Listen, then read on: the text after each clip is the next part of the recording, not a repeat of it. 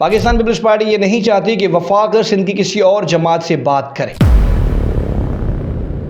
اختر مینگل نے آصف زرداری کو دھمکی دی یا شکایت کی؟ گورنر سندھ نے تو فیصلہ سنا دیا۔ پیر صاحب پاگارا اور ذوالفقار علی بھٹو جونیئر کی سیاست میں اب نیا کیا ہونے والا ہے؟ ویڈیو شروع کرنے سے پہلے آپ یہ کلپ دیکھ لیں۔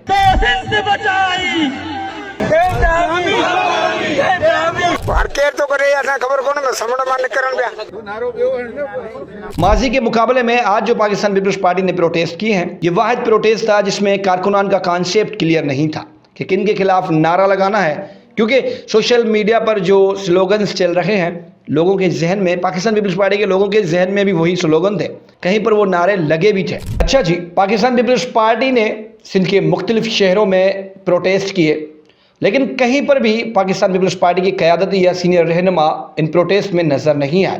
دوسری جانب سندھیانی تحریک، قوم پرست تناظیم کے کارکنان اور عام شہریوں کی جانب سے کینال کے خلاف جو پروٹیسٹ تھے، ان میں پاکستان پیپلز پارٹی کے مقابلے میں زیادہ لوگ تھے۔ آج میں سارا دن پاکستان پیپلز پارٹی کے جو پروٹیسٹ ہو رہے تھے انہیں اینالائز کرتا رہا۔ ان وقت سندھو دریا تے کہیں بھی قسم جو کینال کون پوٹھے انہوں نے پنجا ٹیوب ویل کھوٹے۔ اگر سچ میں ایسا ہی ہے تو پھر لوگ پروٹیسٹ کیوں کر رہے ہیں؟ پاکستان پیپلز پارٹی احتجاج کیوں کر رہی ہے؟ کچھ شرارتی لوگوں نے پاکستان پیپلز پارٹی کے پروٹیسٹ پر آواز یعنی ڈبنگ کر کے کچھ ایسی کلپس بھی سوشل میڈیا پر رکھی ہیں جن کا ریالٹی سے کوئی تعلق نہیں ہے۔ پاکستان پیپلز پارٹی کیوں اپنے صدر زرداری کے خلاف نعرے بازی کرے گی؟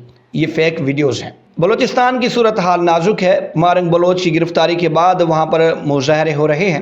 کراچی میں احتجاج کرنے والی بلوچ خواتین کو جس انداز سے گرفتار کیا گیا، ان کی تضحیک کی گئی، اس پر پاکستان پیپلز پارٹی کی کسی رہنما یہاں تک کہ سی ایم کا بھی رد عمل سامنے نہیں آیا، اور ان بلوچ خواتین کو آج کراچی کی کورٹ میں پیش کیا گیا تو سندھی وکیل تھے، انہوں نے ان بلوچ خواتین کے لیے آواز اٹھائی اور وہاں پر نعرے بازی بھی کی گئی۔ ہم نے بلاول بھٹو زرداری کے قومی اسمبلی میں وہ خطاب بھی سنا تھا جب فریال تالپور صاحبہ اریسٹ ہوئی تھی، یا مریم نواز کو کراچی کے ایک ہوٹل سے گرفتار کیا گیا تھا یا انہیں تنگ کیا گیا تھا۔ اس وقت بلاول بھٹو زرداری صاحب قومی اسمبلی میں جذباتی ہو گئے تھے، لیکن اختر مینگل صاحب کہہ رہے تھے کہ ہم جب آصف علی زرداری کی بہن یہاں تک کہ مریم نواز کی گرفتاری کا معاملہ آیا تو ہم نے ہمیشہ خواتین کو سیاست سے بالا سمجھا، لیکن جب کراچی میں بلوچ خواتین کو گھسیٹا گیا اور ایک مرد اہلکار، میں دیکھ رہا تھا ایسے ایسے فوٹیجز ہیں، میں چلا نہیں سکتا کیونکہ یہاں پر بچے بھی دیکھتے ہیں، اگر سندھ پولیس کو انہیں گرفتار ہی کرنا تھا تو خواتین اہلکاروں کو سامنے لاتے،